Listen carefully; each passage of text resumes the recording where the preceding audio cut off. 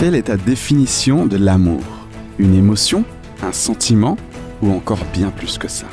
Rendez-vous samedi à 2h, 11h et 21h avec nos 3 animatrices, animateurs et leurs invités pour une belle heure de partage, musique et réflexion.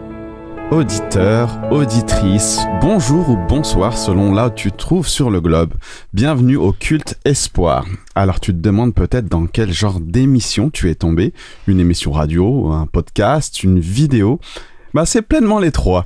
Mais c'est surtout un culte, un moment d'1 heure que nous allons passer ensemble où l'on mêle chants, témoignages, des découvertes bibliques. On te lance régulièrement des défis dans ton quotidien pour vivre des expériences avec Dieu. Et pour animer ce programme, je ne suis pas seul, fort heureusement.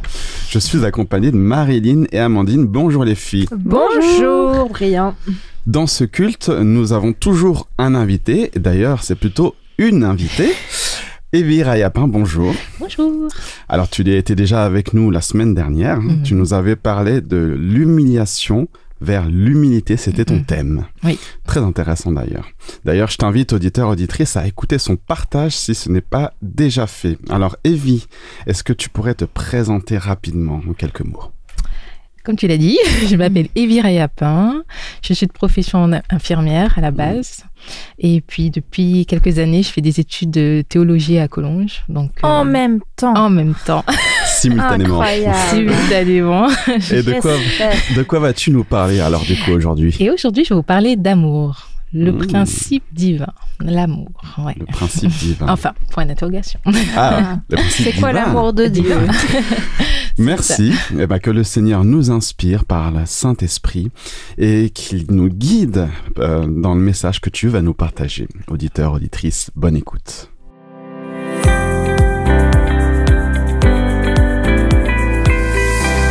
Dieu dans ma semaine, c'est une chronique où l'on partage comment Dieu impacte nos vies. Une sorte de mini-témoignage où la vie avec Dieu devient très concrète. Alors Marilyn, que veux-tu nous partager aujourd'hui? Eh bien, quand j'ai commencé à réfléchir sur ce thème, une amie m'a partagé une expérience avec son fils qui m'a beaucoup touchée. Et elle m'a tellement fait penser à un aspect de ce thème que je vous la partage. Alors, c'est une jeune maman d'un bébé d'un peu moins d'1 an à l'époque des faits. Ce petit bout de chou avait un peu de peine à s'endormir tout seul dans son lit. Dur. Voilà. Alors, après avoir cherché des conseils, les 2 parents ont décidé de tenter quelque chose que vous avez sûrement déjà entendu ou expérimenté peut-être pour aider votre enfant à s'endormir seul. Il s'agit de ne pas se précipiter tout de suite quand il pleure, de ne pas le prendre tout de suite dans les bras. C'est controversé, il y a des gens pour, voilà. Il y a des gens contre, d'accord. Et il fallait essayer quelque chose. Donc, ils ont essayé ça. Voilà, bébé dans son berceau, il est bien tranquille, et puis il se met à pleurer. Alors, les parents sont sur le canapé, ils se regardent. Je vous imagine On en train de arrive dire, très bouge bien pas, à l'imaginer. vas-y pas. Voilà. Il patiente un peu, mais ça s'arrête pas. Allez, monsieur, bébé est debout dans son lit, et ça pleure. Alors, papa va dans la chambre, et il parle à son fiston, sans le sortir du lit. Alors maman reste dehors de la chambre et au fur et à mesure que le temps passe et que bébé n'arrive pas à se calmer malgré la chaude et douce voix de son papa qui le rassure, elle commence à tourner en rond dans la maison, à gauche, à droite, c'était plus possible. Ses pleurs lui font un truc dans son ventre qu'elle n'avait jamais ressenti. Et elle me dit, mon mari m'a dit après coup qu'il ne m'avait jamais vue comme ça. Alors elle finit limite plus agitée que le bébé. Alors n'en pouvant plus, elle dit à son mari, prends le bébé dans ses bras, ça suffit, on arrête là. Elle ne supportait plus les pleurs et leur effet sur elle. Et elle m'a dit, on m'avait parlé de l'instinct maternel, mais il faut le vivre pour comprendre. Quand ça touche à ton enfant, le fils de tes entrailles, comme on dit, quelque chose vibre au-dedans et ne te laisse pas insensible. Et ce n'est pas que lorsqu'ils sont petits, ça continue a priori souvent dans le temps, ce lien, cet attachement entre les parents, même dans des situations d'adoption, lorsque les facultés d'attachement n'ont pas été trop endommagées par les événements de la vie, probablement.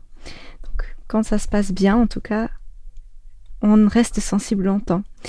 Quand elle m'a raconté cette expérience touchante, en fait, j'ai immédiatement pensé à un mot un petit peu étrange, entrailles.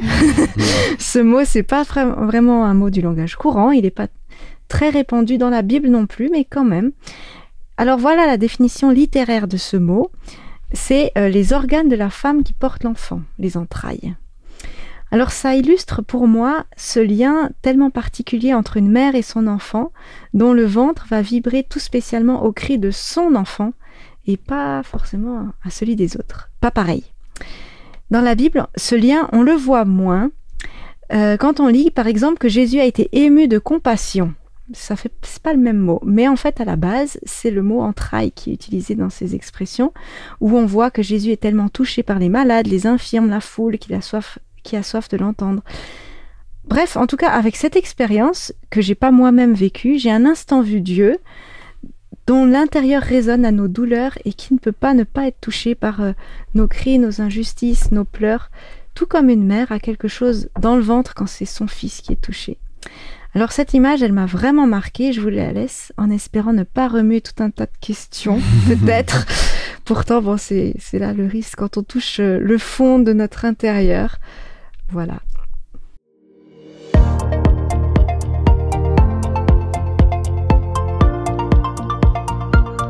Voici un verset avec lequel j'aimerais t'encourager. Verset que tu pourras trouver dans le Nouveau Testament, dans la lettre aux Romains, chapitre 8, le verset 38 à 39. Si tu te demandes à quel point Dieu t'aime et qu'il a ce profond désir de vivre près de toi, écoute plutôt ceci.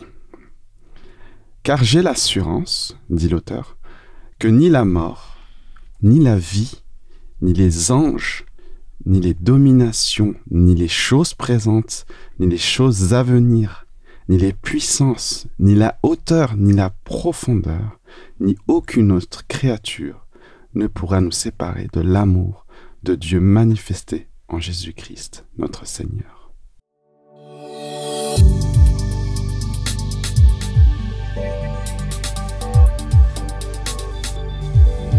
Nous étions en train de préparer le culte du jour et puis Marina, une amie chroniqueuse, m'a suggéré le chant Love de Kirk Franklin. Oh là là! Elle savait pas que ce chant avait une résonance toute particulière pour moi. C'est le chant sur lequel j'ai décidé d'entrer à l'église le jour de notre mariage. Voilà. Il faut savoir que j'ai jamais été très fleur bleue et à l'époque, je me méfiais beaucoup de l'expression « je t'aime » parce que je trouvais que celle-ci voulait tout et rien dire dans notre société, que l'amour tel qu'il est présenté dans les médias, dans les films, dans beaucoup de relations malheureusement que j'avais autour de moi, avait perdu beaucoup de sens. Et Kirk Franklin, dans son chant Love, qui veut dire donc amour, dit que l'amour est patient, bon, doux. Alors j'imagine en référence à un texte très célèbre du Nouveau Testament, 1 Corinthiens 13, qui décrit l'amour. Puis il dit notamment l'amour, un mot qui va et vient, mais peu de gens savent vraiment ce que c'est que d'aimer quelqu'un. L'amour. Bien que les larmes sèchent et disparaissent, je suis si heureux, car ton amour demeure, car tu m'aimes et tu me montres, Jésus, ce qu'aimer veut vraiment dire. Alors je te laisse savourer ce chant qui nous fait tourner les yeux vers Jésus, celui qui est amour.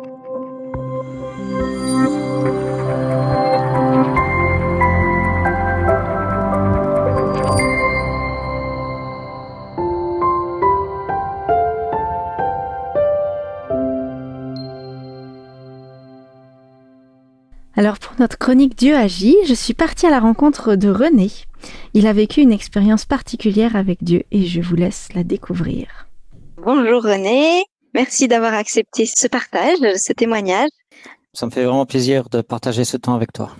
Alors en fait, pour nos auditeurs, tu as été élevé dans une famille croyante ou en tout cas chrétienne et puis tu as fait après ton petit parcours. Et puis, comment est-ce que Dieu il est revenu dans ta vie plus tard? Oui, alors vraiment plus tard. En réalité, Dieu n'a jamais quitté mon existence, sauf que je suis allé l'appréhender selon d'autres modalités. Il se trouve que cet absolu est un jour venu jusque chez moi me rattraper là où j'étais.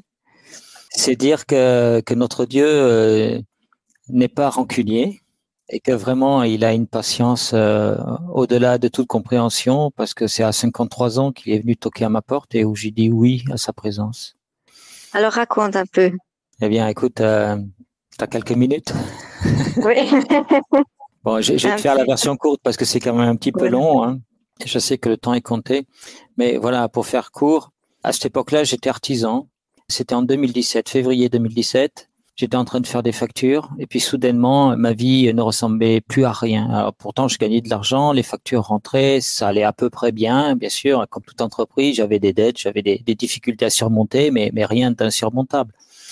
Et puis, à un moment donné, en faisant ces factures, je me suis demandé à quoi rimait ma vie. Pourquoi est-ce que je galérais autant? Pourquoi est-ce que ma vie était une espèce d'ascenseur émotionnel permanent où je touchais les sommets et puis que je dégringolais dans les bas-fonds sans arrêt dans mon existence. Et je me suis demandé, mais pourquoi est-ce que je touche le succès du doigt et que jamais il m'appartient? Et à force de me poser ce genre de questions, j'ai dû arrêter de travailler parce que pour moi, j'étais complètement déconnecté de ce que je faisais et c'est comme s'il y avait un abîme qui s'ouvrait devant moi et qui m'empêchait littéralement de penser. Et puis je me suis arrêté de bosser. Et je suis allé dans mon salon parce que je travaillais chez moi et là je me suis mis à hurler au plafond en criant, toi là-haut, là, qui a tout créé, il paraît.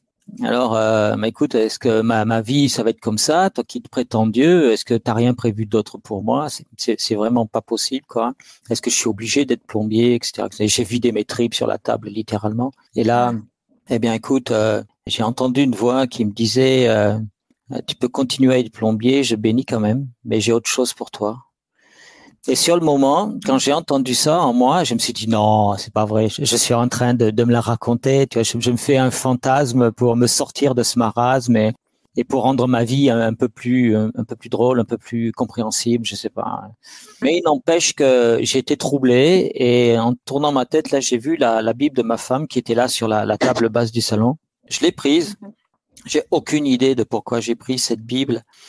Parce que tu as dit que j'avais fait un certain détour et à ce moment précis, ça faisait exactement 33 ans que je fréquentais l'islam, que j'étais musulman.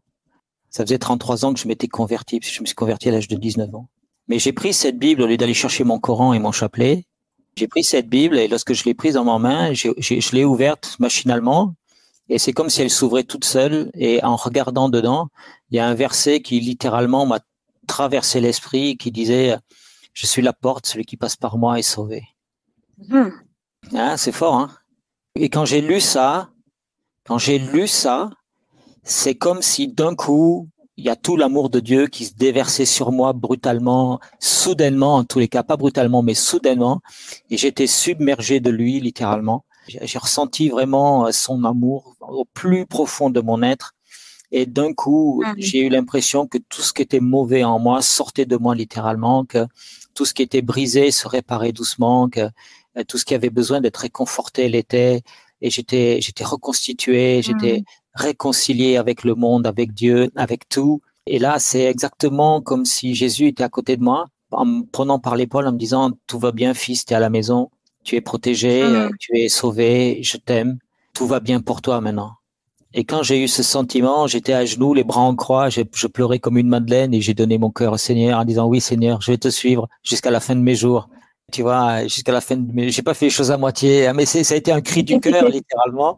Et, et après, je me suis rendu compte que je me suis dit quand même jusqu'à la fin de mes jours, c'est peut-être un peu long. Mais je dis non, c'est Dieu qui me parle là, je peux pas faire autrement. Ça peut être que absolu ou rien du tout. Donc j'ai choisi l'absolutisme.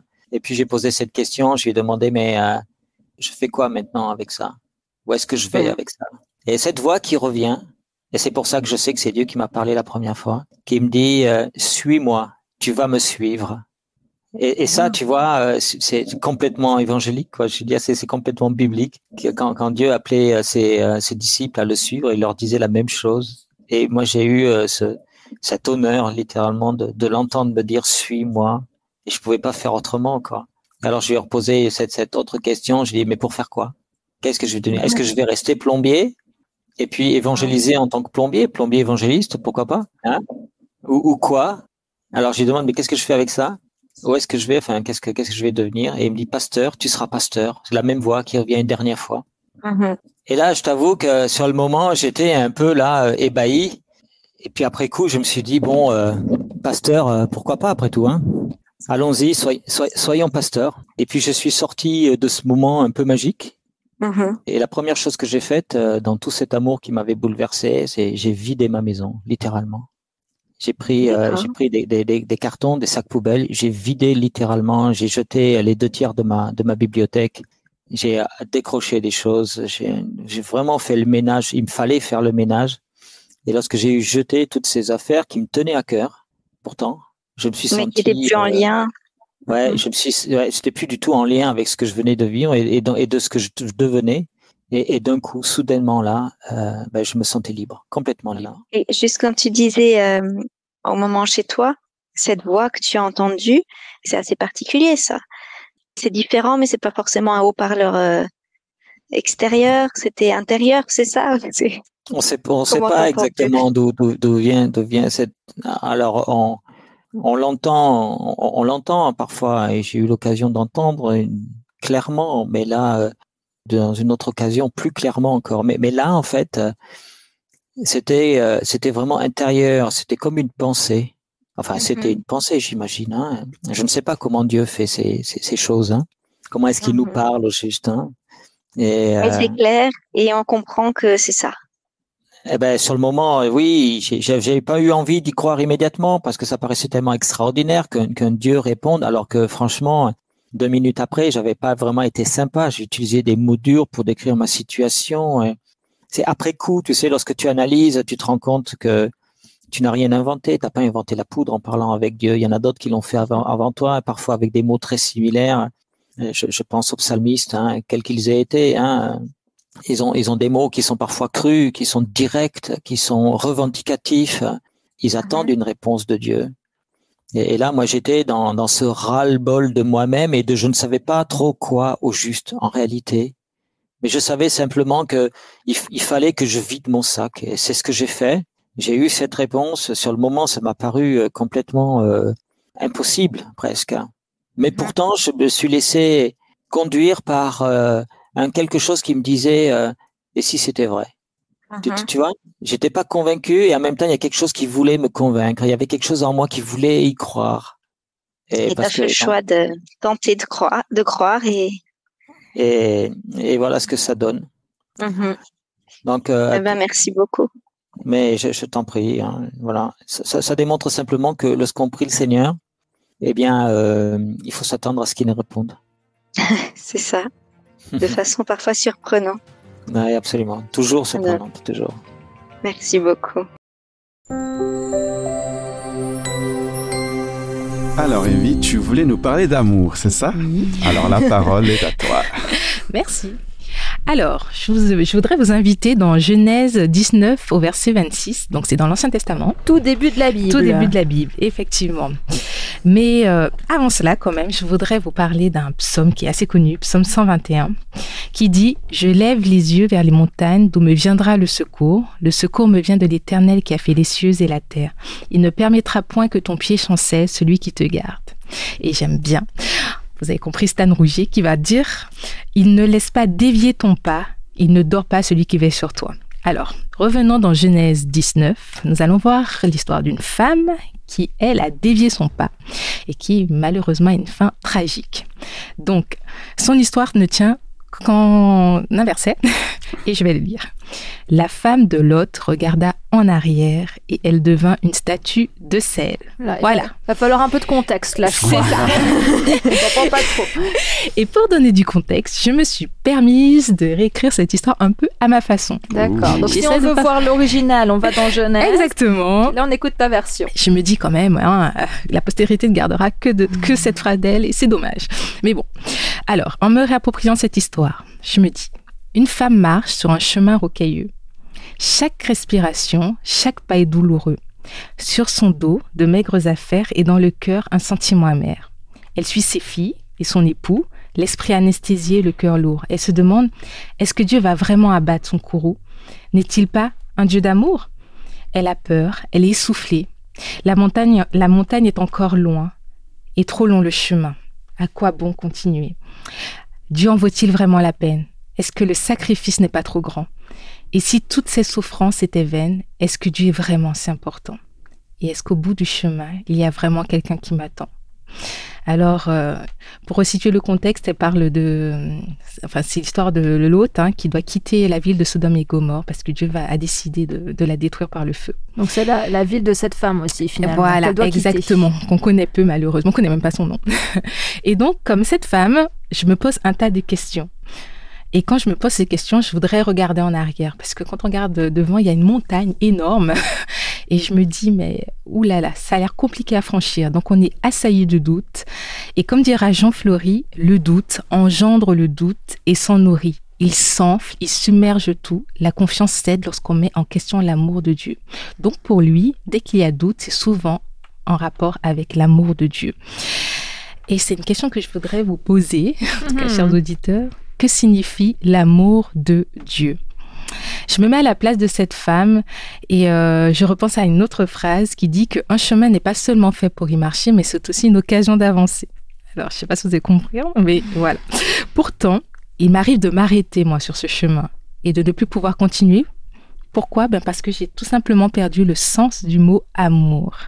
Alors, beaucoup de philosophes comme Platon vont décrire l'amour comme un trou béant, qu'il est difficile à combler et que voilà, il parle de désir, qu'on passe notre temps à satisfaire, mais on n'y arrivera jamais finalement. Et je me dis, cette femme, quand elle voit cette montagne, elle doit aussi penser que c'est un obstacle infranchissable, que je pense qu'elle doit se dire, mais il y a un trou béant en moi qui ne peut pas être comblé. Alors comment on peut avancer dans ces conditions?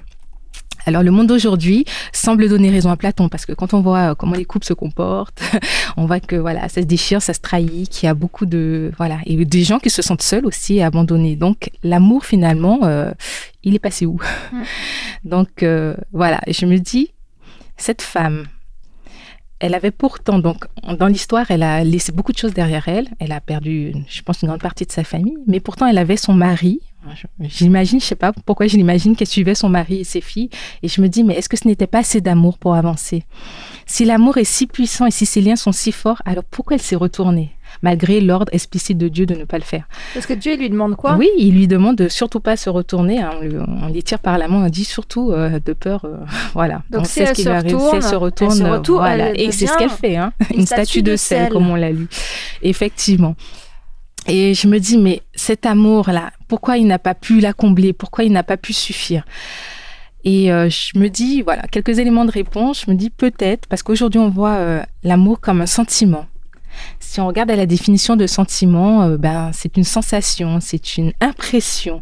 C'est des fois une perception que l'on a des choses. Donc, vraiment, c'est lié à l'intellect, à la cognition. C'est vraiment comment on comprend les choses, comment on les perçoit. C'est un peu différent de l'émotion, qui est plutôt une réaction à un stimulus externe ou interne. Donc, c'est vraiment... c'est un peu plus éphémère, l'émotion. Mais quand on voit à l'échelle humaine, l'émotion et le sentiment, ça paraît quand même... passager. Donc, parce que vous avez déjà entendu, par exemple, cette expression « mes sentiments ont changé ». Ou je t'aimais mais maintenant plus, ou je ressens plus rien pour toi. Alors qu'est-ce qui a disparu? C'est le sentiment, l'émotion ou bien les deux? Et je me dis, mais comment à notre niveau, à l'échelle humaine, nous pouvons saisir vraiment cet amour divin dont la Bible nous parle tant? Et si je fais le parallèle entre l'expérience de la femme de Lot et celle de Jésus, par exemple, je suis quand même forcée de constater que je me rapproche plus de celle de la femme de Lot, de cette expérience-là. Pourquoi? Parce que sur un chemin, comme on dit, le chemin de la vie, j'ai souvent tendance à faire du surplace. Je ne sais pas vous. Oui. Des fois, on a le sentiment, d'avoir perdu quelque chose.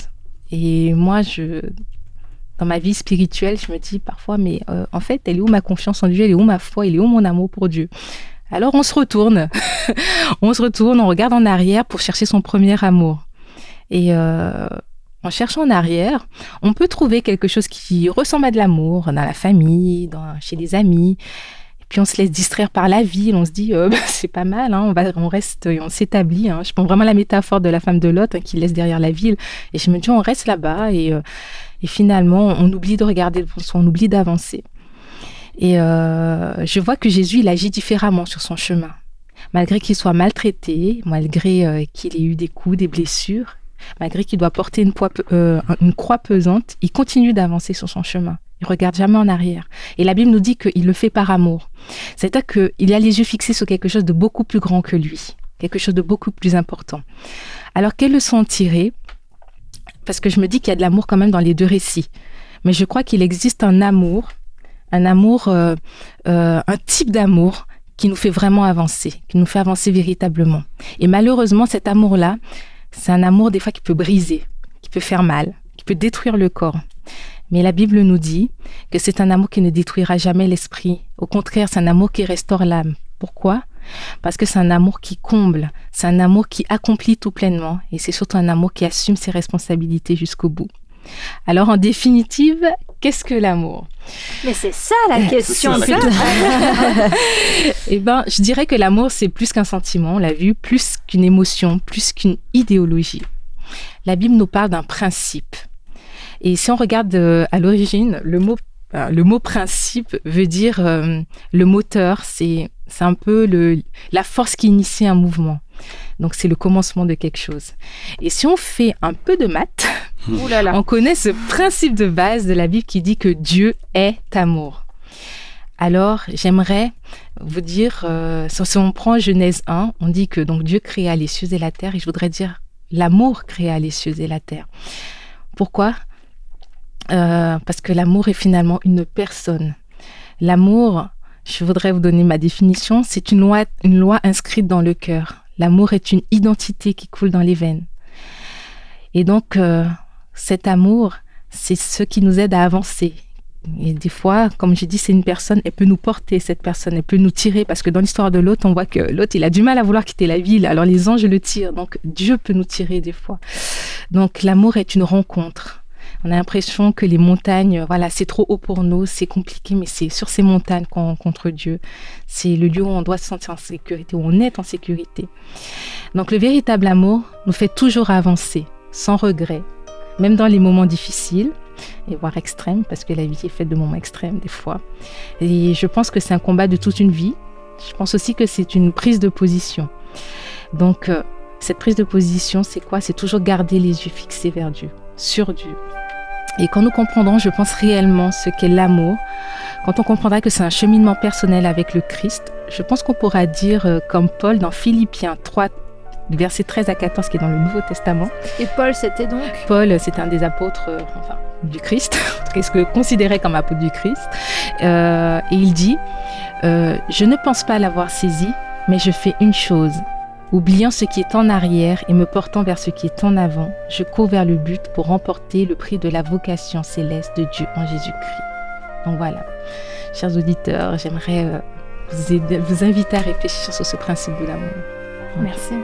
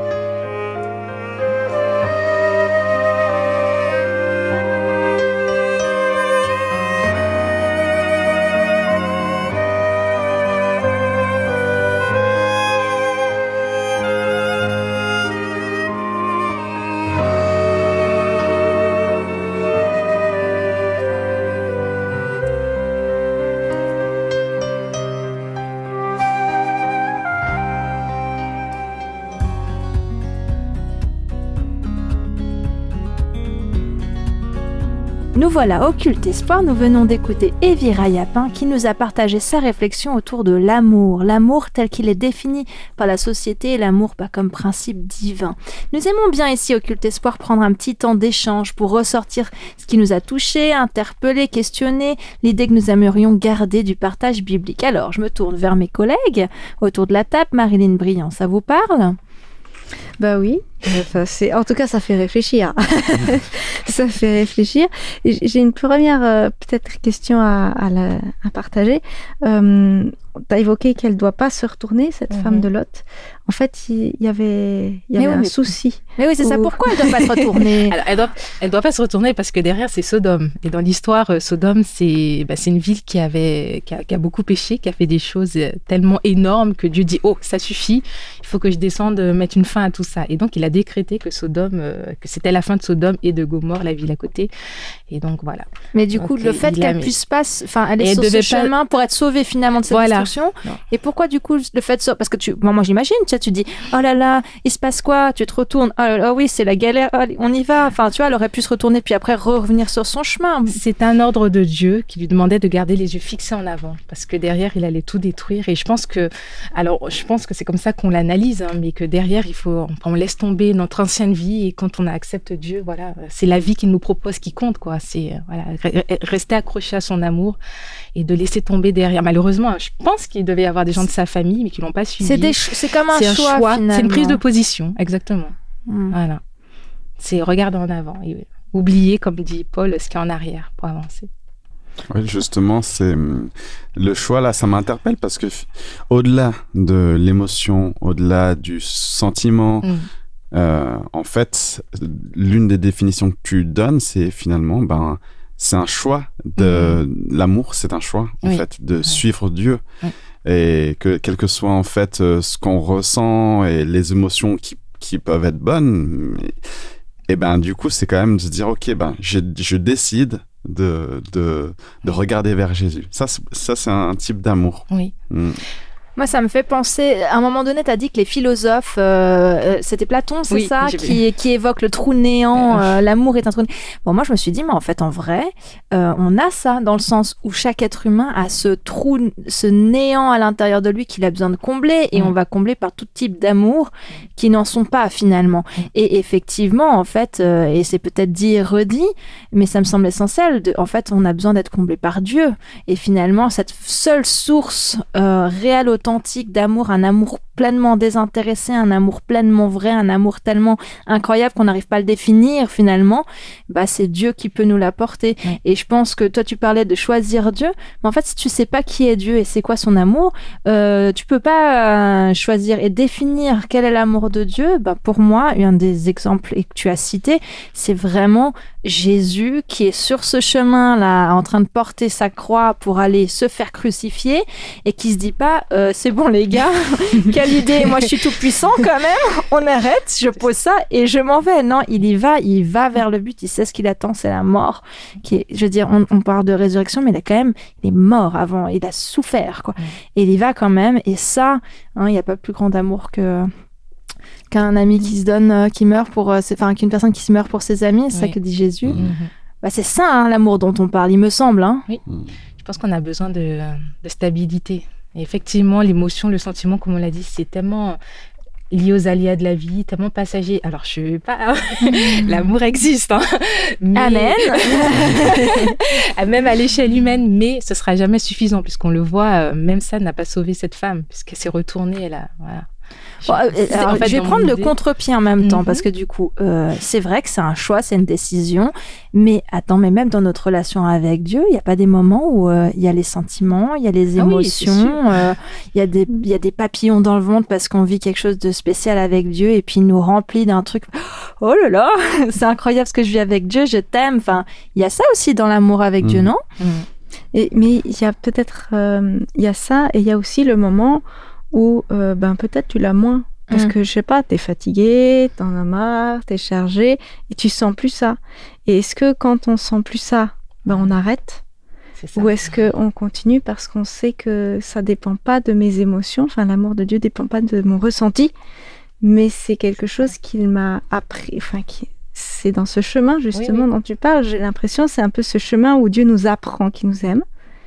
Et est-ce que le jour où je le sens pas, je vais en douter ou je vais dire il m'a dit. Voilà. Donc moi je continue ma démarche. Mais il y a un texte que j'ai trouvé qui est très très beau. Alors c'est dans l'Ancien Testament. C'est vraiment aussi parmi un peu une image qui est dure, mais je trouve que c'est ça en fait l'amour de Dieu comme principe. C'est un amour qui est un peu trash, pas dans le sens que Jésus il est mort, mais pour des gens qui n'en avaient mais rien à faire. Quoi. Puis qui l'ont craché dessus, qui lui S'en ont donné des moquer, coups de poing. Enfin, oui, c'est ça. Quand tu lis, je relis actuellement ce chapitre, c'est affreux dur, ce qu'il a très subi juste avant de monter à la croix. Oui, et du coup c'est dans ce sens un peu trash, mais dans l'Ancien Testament, c'est dans le livre d'Osée, il dit qu'il aime son peuple, enfin comme si, malgré que son peuple s'en va, il continue de l'aimer quand même. Et je trouve que ça c'est touchant, parce que même quand nous, peut-être que oui, on n'a pas la persévérance qu'on pourrait avoir, parce que la sécurité de se dire non, je suis aimé même si je sens pas. Savoir que c'est passager, nos émotions passent, mais de savoir que Dieu, en fait, il se laisse pas désarçonner parce qu'aujourd'hui je le sens pas, puis il se dit ah mais celle-ci elle a rien compris, ciao. Il est stable comme tu dis. Eh bien oui, cher auditeur, chère auditrice, en fait, tu es profondément aimé. La vie du chrétien, c'est peut-être ce cheminement pour petit à petit découvrir cet amour. Et ça, c'est pas merveilleux de passer sa vie à découvrir à quel point on est aimé, à quel point on peut aimer aussi Dieu. Eh bien, c'est ce qu'on a envie de te partager. Et toi, qu'est-ce que tu ressors de ce partage biblique ?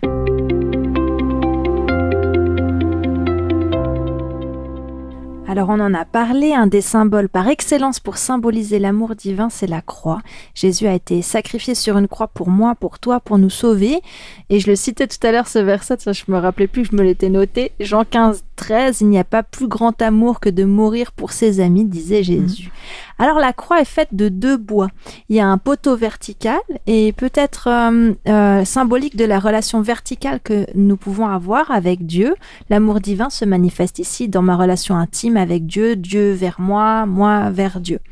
Et puis la croix est faite d'une poutre horizontale. Merci, horizontale. Cette fois-ci, l'amour divin se manifeste dans ma relation avec l'autre. L'amour que je donne à l'autre et que je reçois de l'autre. Et je me suis demandé, en préparant ce culte, comment l'être humain aujourd'hui vit cette dimension horizontale. Parce qu'on a parlé, depuis le début de ce culte, on parle de l'amour divin et puis de comment il nous accompagne dans nos cheminements personnels. Mais il est jamais, enfin, c'est jamais du coup que entre moi et Dieu. À un moment donné, cet amour divin va me pousser vers l'autre. Et comment du coup cet amour divin se manifeste dans nos relations humaines? Alors un des exemples qui m'est venu, c'est la quantité d'associations à but non lucratif qui existent sur cette terre. Par exemple en France, moi je viens de France, je crois qu'en Suisse c'est pareil, des associations pour cultiver la fraternité, la solidarité, le respect de l'autre, pour faire du bien à l'autre et à soi dans le même élan. Alors, il existe beaucoup d'associations et un certain nombre d'entre elles ont été fondées à la base par des chrétiens qui avaient ce désir de refléter cet amour divin, d'aimer son prochain et ainsi d'honorer Dieu. Alors, j'en ai choisi une qui m'a particulièrement touchée et j'avais envie de la partager avec vous pour pas seulement rester dans comment je vais pouvoir vivre cet amour de Dieu, qui est très très important, mais aussi pour se mettre finalement, se tourner vers l'autre et se mettre à l'action. Cette association, s'appelle les Petits Frères des Pauvres. Vous connaissez ? Oui. Vous avez déjà entendu, vite fait ? Vite fait. Alors, sur leur site, on peut lire, je cite, que son fondateur, Armand Marquiset, était un homme en quête de sens. C'est à l'aube de la Seconde Guerre mondiale, après un long cheminement personnel et spirituel, qu'il décide de se mettre pleinement au service des autres, puis en 1946, de créer l'association. Son projet, mobiliser des jeunes hommes au service des plus pauvres. Et à la sortie de la guerre, les plus pauvres étaient les personnes âgées, manquant de tout. Très vite, son souhait a été d'élever les petits frères des pauvres au rang d'une congrégation religieuse, parce que pour lui, servir l'homme fragile, c'était servir Dieu. Un souhait qui n'a jamais été réalisé. En effet, l'Église catholique lui préconise de rester laïque afin de mobiliser plus largement les citoyens. Et donc, du coup, aujourd'hui, les petits frères des pauvres sont sans appartenance politique ni confessionnelle. N'importe qui peut être actif dans cette association. Sur le même site, l'association part aujourd'hui d'un constat.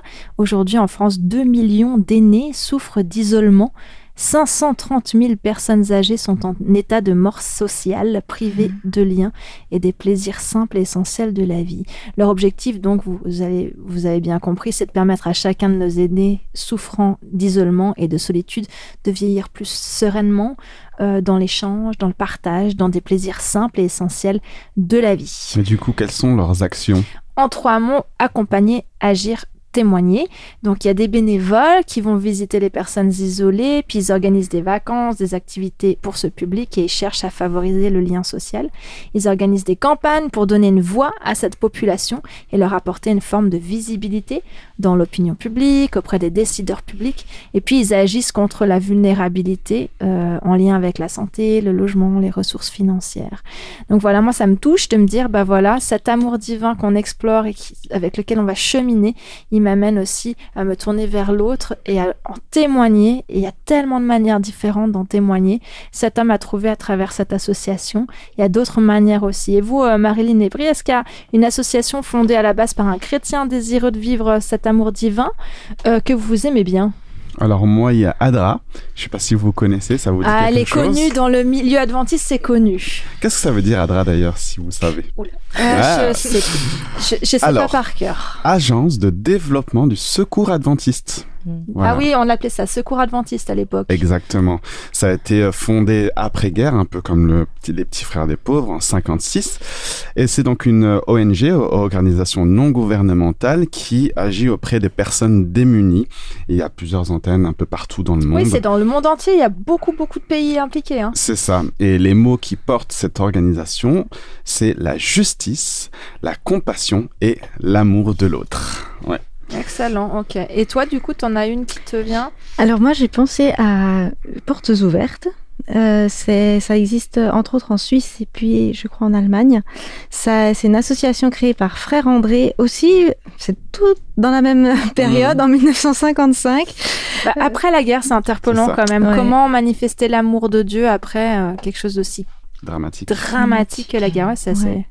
Et la mission principale de cette association, c'est de soutenir les chrétiens persécutés dans plus de 70 pays au monde. Et ce que je trouve qui est interpellant, c'est que ils vont avoir une mission d'engagement et de mobilisation des chrétiens en Europe, on va dire, pour soutenir et permettre de former, accompagner, visiter les chrétiens qui sont persécutés. C'est une réalité finalement, voilà. Qu'aujourd'hui, choisir de ce cheminement d'être avec Dieu, ça peut être très dangereux. Voilà. Ouais. Et pourtant, d'écouter les témoignages aussi de ces gens, je trouve que c'est très touchant parce que des gens qui sont du coup persécutés, parce qu'on voit que pour eux, cet amour, il est concret et ils lâcheraient pas ça. Malgré tout ce qu'ils doivent parfois lâcher, perdre, c'est quelque chose qui les remplit, qui fait partie de leur vie et qui est très important.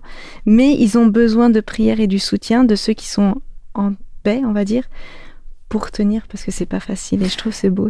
Ça me fait penser, je lisais justement cette semaine, c'est en Corée du Nord, je crois, ou Corée du Sud, je me rappelle plus, où les chrétiens sont très très persécutés. C'était beau parce que ces chrétiens persécutés demandaient pour qui ils devaient prier pour d'autres chrétiens persécutés ailleurs. Je me disais, mais comment on peut être d'une telle force, d'un tel amour, qu'on arrive au-delà, comme tu disais finalement, au-delà de leur situation, ils arrivent encore à penser à l'autre et à se lever pour l'autre. Après tous ces échanges, je vous propose de prendre un temps de prière avec Evie. Merci Seigneur Jésus de nous avoir réunis à nouveau pour parler d'amour, pour nous rappeler Seigneur que tu es un Dieu d'amour, que tu marches avec chacun d'entre nous, même si le chemin est difficile, même si, comme l'histoire de la femme de Lot, nous avons des fois envie de nous retourner, rester accrochés à notre vie d'avant, Seigneur. parce que nous avons peur des difficultés, de la montagne qui se présente devant. Mais tu promets de rester avec nous jusqu'à la fin du monde. Tu promets de nous aimer quoi qu'il arrive. Nous te demandons de nous permettre de croire en cette promesse et de nous aider à continuer, à nous accrocher à toi, d'être notre socle et notre rocher, Seigneur. Nous te demandons toutes ces choses dans le doux nom de Jésus pour ta gloire. Amen.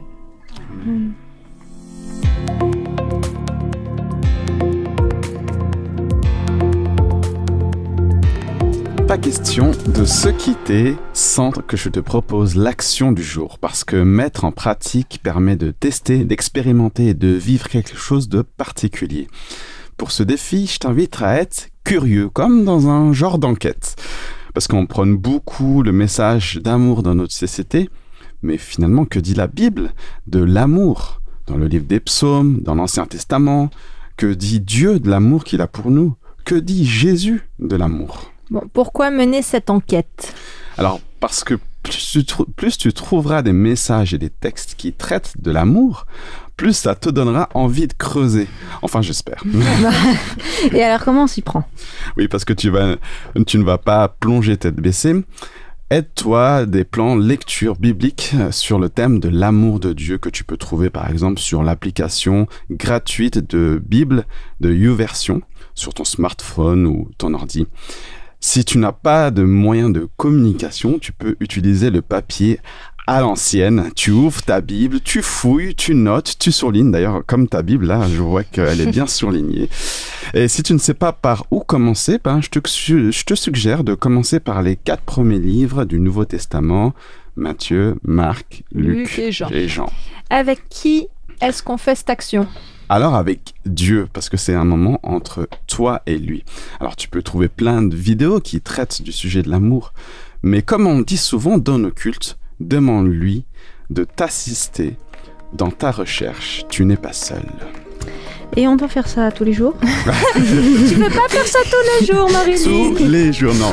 Programme-toi vraiment 1 ou 2 moments dans la semaine où tu veux vivre ces expériences, car ça viendra pas forcément naturellement. Il faut vraiment que tu le programmes. Alors installe-toi tranquillement sur une chaise ou un fauteuil et profite de cette expérience Bible en main. Bonne action à tous.